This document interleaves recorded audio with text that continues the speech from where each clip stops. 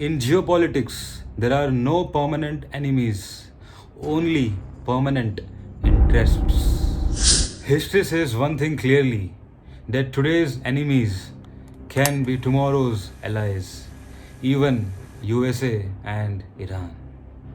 No rivalry is permanent. In fact, the USA and Iran themselves were once close partners before 1979. History civics के teacher रहे हैं. My research tells me something most people don't want to believe right now. आज USA and Iran permanent enemies लग रहे हैं, especially due to on going 2026 conflict.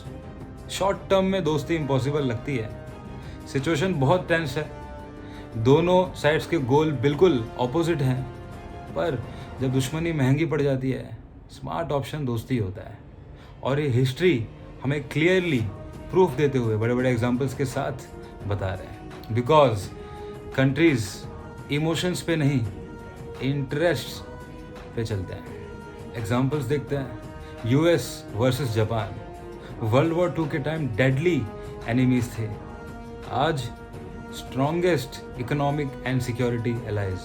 France versus Germany, history में बार बार Wars हुए उनके बीच में. आज यूरोप के स्ट्रॉन्ग पिलर्स हैं. EU leaders. US versus Vietnam, brutal Wars हुए हैं. आज strategic partners. UK versus United states, पहले इंडिपेंडेंस वॉर, आज क्लोजेस्ट एलाइज. ठीक है, हिस्ट्री ने तो कह दिया कि ये लोग फ्रेंड्स बनने वाले हैं, पर अभी के सिचुएशन के हिसाब से कुछ रीजंस चाहिए स्ट्रॉन्ग कि कब बन सकते हैं दोस्त. समझते हैं points. First, regime exhaustion, war से थकावट. दोनों कंट्रीज अगर समझ जाएं कि फुल विक्ट्री इम्पॉसिबल है, लड़ते रहे तो लड़ते ही रह जाएंगे, सब कुछ ख़त्म हो जाएगा. जैसे कि ईरान को लगे वॉर की वजह से उसकी इकोनॉमी और पावर बहुत ज़्यादा डैमेज हो रहा है, तो कॉम्प्रोमाइज़ हो सकता है. आपस में अंडरस्टैंडिंग बना के पीस ला सकते हैं. तुम लोग को मालूम है ना, वॉर्स का सिर्फ एक ही रीज़न होता है. वो फर्स्ट वर्ल्ड वॉर हो, सेकेंड वर्ल्ड वॉर हो, अभी जो चल रहा है, क्या रीज़न है? ईगो. जहाँ ईगो आएगा नुकसान ही कराएगा. खाली फुकट यहाँ पे लड़ रहे हैं भयंकर, लोगों की हालत ख़राब हो रखी है.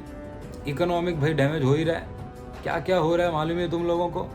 तो थोड़ा सा आपस में अंडरस्टैंडिंग बना लें, पीस तो आ ही जाएगा ना. ज़बरदस्ती का वॉर करते हैं, तो ये वन ऑफ द रीज़न है कि इनके बीच में दोस्ती हो जाए. हमारा वीडियो बनाने का भी इंटेंशन यही है कि भाई दोस्ती बना रहे हर जगह, सब कंट्रीज़ के बीच, सब लोग पीस में रहें, ये ईगो ना लाए बीच में.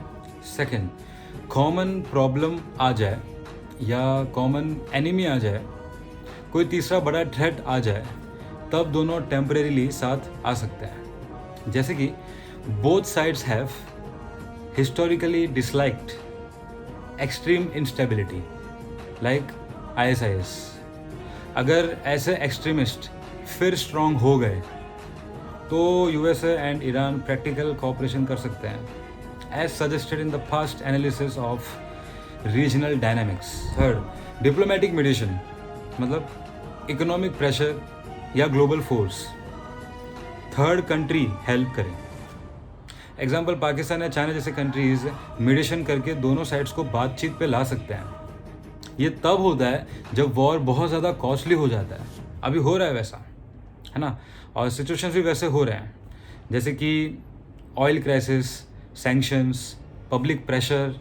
इकोनॉमी के लिए तो धज्जियां उड़ा के रखा है, तो सारे कंट्रीज़ को फेस करना पड़ रहा है. तो ये बिजनेस माइंडेड होता है. यहाँ पे इनके लिए पीस इक्वल्स टू पैसा plus stability. So this can also become one of the reason जिसकी वजह से ये लोग दोस्त बनते हैं. सो आज के एनिमीज कल के एलाइज बन सकते हैं जब सर्वाइवल, प्रॉफिट और स्टेबिलिटी आइडियोलॉजी से ज़्यादा इम्पोर्टेंट हो जाए. तो हिस्टोरिकली हमने आपको बता दिया एकदम अच्छे से कि भाई सिचुएशंस वैसे बन रहे हैं कि वो दोस्त बनेंगे. सीज़फायर वगैरह हो रहे हैं, पर सीज़फायर की ऐसी तैसी भी हो रही है, पर इंटरेस्ट ज़्यादा मैटर करता है. शॉर्ट टर्म में ना पता चल रहा हो, पर लॉन्ग टर्म अगर देखेंगे तो दोस्ती तो भाई बिल्कुल पॉसिबल है. आप लोग को क्या लगता है बताइएगा कमेंट में. क्या बोलते हो, होगा क्या इनके बीच में दोस्ती? बोलिएगा कमेंट में, ठीक है? राधे राधे।